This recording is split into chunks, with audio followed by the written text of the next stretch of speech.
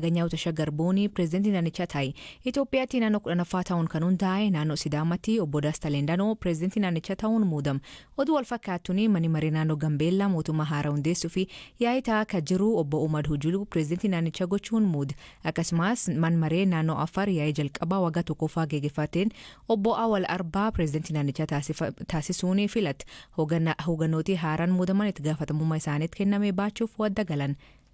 Itoophiyaatti iddoowwan garagaraatti filannoon biyyaalessaa marsaa 6ffaa fi riifareendamiin geggeeffamaa ture. Filannoon kun naannoo Uummata Kibbaa, naannoo Somaalee fi naannoo Affaarii, naannoo Hararii bakka filannoon waxabajjiin geggeeffamaniitti taasifama. Filannoo fi riifareendamii kanaaf uummanni miliyoon 7,600 galmaa'u boodiin filannoo beeksisee ture. Galaana Balaayii dabalataan isiniif dhiyeessa. Iddoowwan amma dura filannoon sababa garaagaraatiin hin gaggeeffamiin keessatti har'a fulbaana 30 bara 2021 filannoon biyyaalessaa marsaa 6ffaa fi riifarandamiin gaggeeffamaa oole.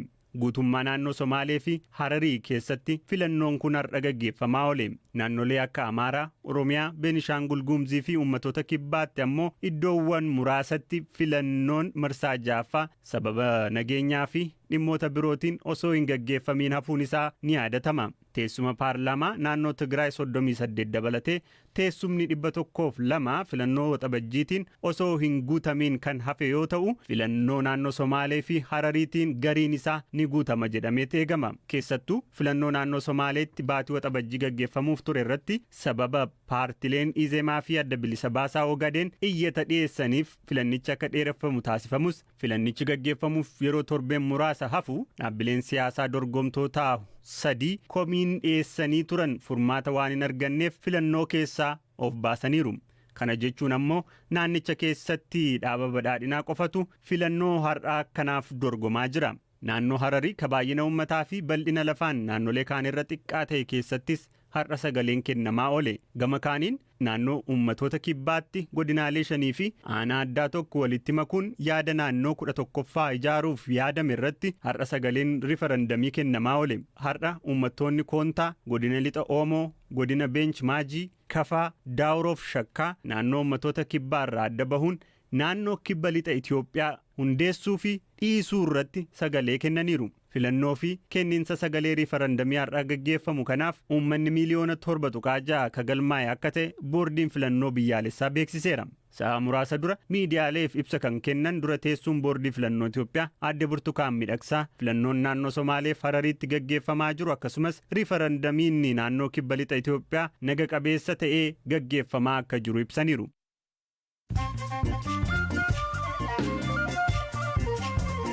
Dhaggeeffattootni amma oduu gaggabaaboo addunyaa isanii dhiyeessaa jalqabaanii German Africa Foundationiin Komishinaa Olaanaa Komishinii Mirgoota Namoomaa Itoophiyaa Daani'el Baqqala badhaasuun sirrii miti jedhe Human Rights Watchitti Daayireektara Gaanfa Afrikaa akka taate Letiishiyaa Beeydan. Badhaasni isaa yeroo isaa eegate akka hin taane fi ergaa hin malle ka dabarsuu jetti. Waliigaltee US fi Taliban bara 2020 taasisaniitti kufaatii Afgaanistaan ariifachiisee jedhan qondaaltonni olaanaan humnitiisaa US. Dubbii himaan humnitiisaa Lloyd Austin man maree bakboota tajaajila waraanaa irratti ragaa kennee waliigalteen kun Taliban caalatti akka jabaatu godhee jedhe. Lolmaan hidhaa Ikwaadotti yakkamtoota walgareeffatan jidduutti eegaleen yoo xiqqaate namoonni 116 qondaaltonni man sirreessaa himan. Lola gaaf qibxaata man hidha magaal wayaaqiliitti uumameen mataan hidhamtoota 5 irra muramee kaan immoo rasaasan dhahanii du'an. Koomaandariin poolisii Fausto Beewunyoon hidhamtoonni bombiilee darbatanii jedha. Miseensa Paarlaamaa Malaawii ka ture Clement Chiwaayaan mammaree keessatti rasaasan ufajjeesse. Chiwaayaan ka bara 2014 akka 2019 afyaa'ii mammarichaa ture konkolaataa irratti miseensota paarlaamaa wal dhabuu himan. Hoogganaanii sabab dhukkuba pooliyoo wiilcheer irratti fayyadamaa ture konkolaattota gargaar ajajee garuu argachuu hin dandeenye.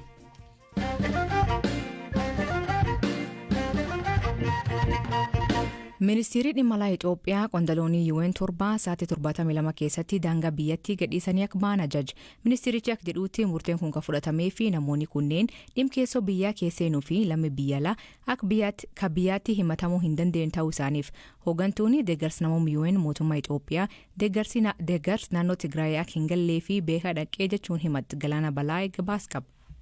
Kaaba Itoophiyaa naannoo Tigraayitti waraanni humnoota TPLF fi mootummaa federaalaa gidduutti erga jalqabee amma ji'ootni 10 darbaniin wal qabatee dhaabbilee idil addunyaa deeggarsa namoomaa dhiyeessan gariinii fi mootummaa Itoophiyaa gidduu ataakaaroon erga dhaga'amuu eegalee bubbuleera. Ejensiiwwan gargaarsaa fi mirga namoomaa dhaabbata biyyoota gamtoomanii jala jiran dhiyeessii deeggarsa namoomaa fi sarbama mirga namoomaa naannoo Tigraay keessatti dhalateef mootummaa Itoophiyaa irratti dhiibbaa hin malle gochaa akka turan mootummaan Itoophiyaa himachaa ture. Mootummaan Itoophiyaa ibsa har'a fulbaana 30 baaseen ammoo hojjettoota gargaarsaa dhaabbata biyyoota gamtoomanii 7 dhimma keessoo Itoophiyaa keessa harka galfattaniittu jechuun sa'aatii 72 jechuunis guyyaa 3 keessatti biyyaa akka ba'an murteessu beeksiseera.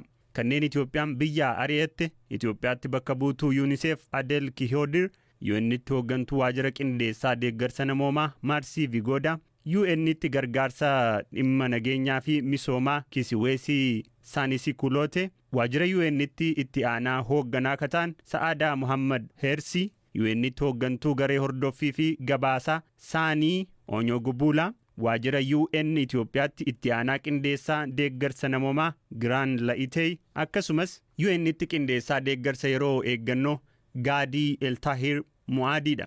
Deetaan ministeera Haajaalaa Itoophiyaa obbo Redwaan Huseen waxabajjii 15 ibsa miidiyaaleef kennanii turaniin dhaabbileen deeggarsaa keessumaa dhaabbata biyyoota gamtoomanii akeekkachiisanii turan.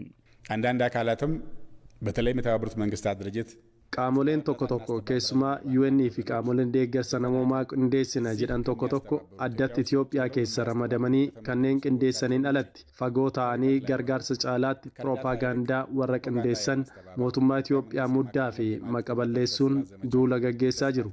Kanas mootummaan akeekkachiisuuf yaaleera. Haalichi akkasitti kan itti fufu yoo ta'e waliin hojjechuuf walii galtee jiru keessa deebi'ee ilaaluuf garii ammoo biyyaa baasuuf haalli itti dirqamu uumamaa jira. Dhaabbatni biyyoota gamtoomaniis ta'e qaamni Itoophiyaan gargaara jedhu kamuu deeggarsa dhiyeessuu fi namooma irratti qofa akka murtaa'u hubachiisuu fedha. ለማሳሰብ ይወዳል። Dhiyeenya kana dhaabbileen gargaarsaa UN mootummaan Itoophiyaa naannoo Tigraayiif deeggarsa akka hin geeffamne danqaa kaa'eeraa jechuun kan komate yoo ta'u, mootummaan Itoophiyaa ammoo konkolaattotni amma dura deeggarsa fe'anii garasitti imalan deebi'uu dhabuu akka sababaatti dhiyeesseera. Deeggarsa dhiyeessuuf murannoo akka qabus himee ture. Murtee kan hordofee ibsa baasee UN hojjettoonni isaanii Itoophiyaa keessatti gargaarsa barbaachisaa namoota rakkisa guddaa keessa jiruuf dhiyeessuu hima. Dabalataan hojjettoota isaanii biyyattii keessa dalagaa jiran irratti amantaa akka qaban ibsan. Kanaaf akka isaan hojii isaanii barbaachisaa ta'an itti fufan mootummaa Itoophiyaa walii wal mari'achuu himan.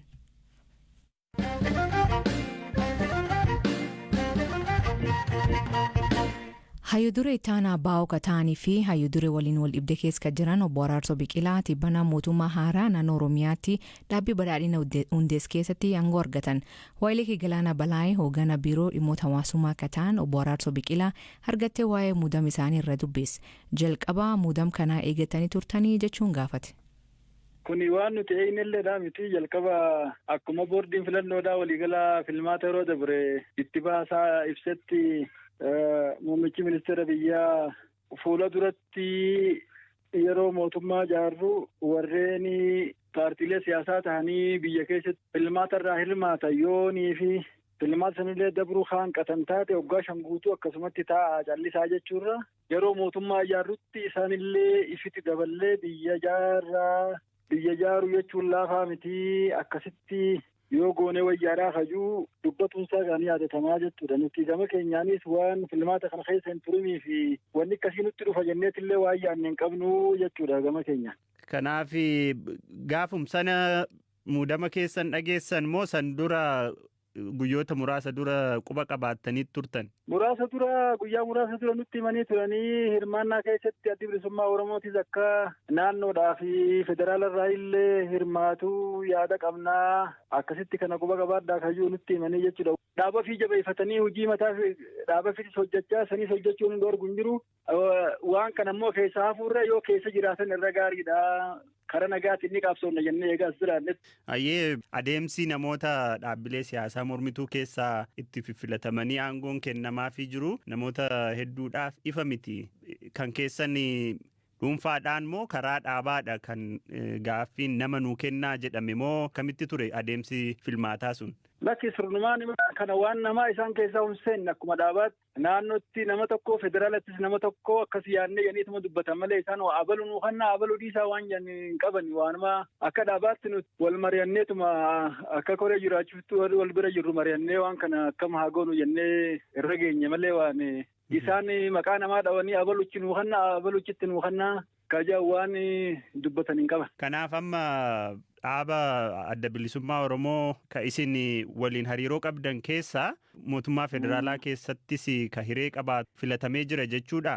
Nama tokko nuu kannaa jangaasanis kanumaaf jiraannaa jechuudha sanis. Imaammata dhaabni keessan fakkeenyaaf ramaddii hojii amma isinii kenname irratti qabu booddeetti jedhanii yookaan wal keessa ka amma mootummaan qabu wajjin wal keessa fuudhanii uummata tajaajiluun salphaa ta'a jettanii yaaddu moo ulfaataa ta'a jettanii yaaddu? Lakkii kun nutti ulfaataa kajuun qabamu xalloo qabnurraayis haala hundaas uummanni keenyaas uummatuma keenya uummataas tokkuma qabna biyyaas tokkuma qabna hundeedhaan ammoo waan tokko nu godhuutu jira jiruuf jireenya uummata keenyaa jijjiiruu irratti ilaalcha tokko qabna akka hojiidhaatti waan guddaa ulfaatu hin qabu jechuudha. Obbo Araarsoo wal dhibdee dhaaba keessan keessa ture hordofee qoodinsi dhalateera ergasii amma immoo muudamni keessan gaafa dhaga'amu namni gariin dursaniiyyuu badhaadhina ta'aniiru isiniin jedhu isin badhaadhina taatanii deebiin keessan maali?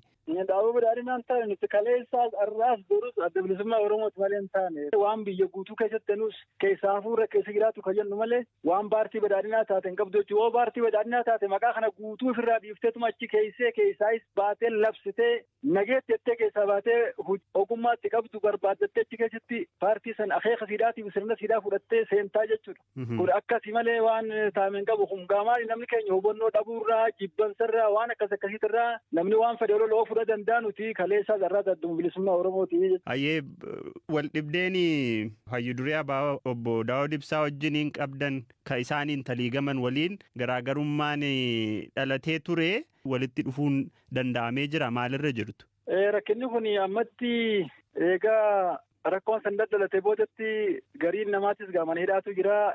Obbo Daawudis manaa hogaa gadi bahaa jiranii kanaaf nagummaa keessanii mana ture akkuma jenitti jiranii kanaaf namnis tindaqu kanaaf ammaan tanatti waan qaamaan walitti dhufnee waan jennee hin qabne ammoo fuula duratti rakkoon san walitti dhufnee yoo mari'anne numa furama jennee yaannaa jechuudha waan guddaadhaa miti namni wal dhabbii dhuunfaatis qabu hin jiru fuula duratti gaanii furama jenneetuma abdannaa jechuudha dhimmi warreen mana hidhaa jiranis qabsoo keessatti qabsaawaa hidhamaa rakkoon adda addaa ni mudataa ammoo deebanis akka baanis ni abdannaa. Baay'ee galatooma obbo Araarsoo gaaffiiwwan koo hanganuma yeroo gaarii qabaadhaa ka. Ayyee fayyaa ta'a galatooma. Dhaggeeffattoota nuti dabalataanii dhaabbata mootummaa gamtoomaniitti barreessaa olaanaa akka ta'e Antooniyoo Guuteres galgala kan ibsa baasen hojjettoonni isaa Itoophiyaa keessaa ari'amuun is rufachiisu himu hojjettoonni isaa naamusaan hojjechaa ture ibsa. Dhaggeeffattooteenna sagantaan har'aa ganumaan waliin turuu keessaniif galatooma isaniin jedha mammaasii galgala kanaa namijees malee aniin du'uu adoo jedhu boofii du'ee jedhan hiikan isa san biraatti maanii koomentii keessatti nu beeksisa sagantaa kan qophees Galaana Balaay gam teknikaatiin Oskar Bunga kan isiniif dhiyeessan asli galgalooti haq borisaatti akkana nagaa akee bulaa oraa bulaa deebanaa hangafamaan dhan bulaa.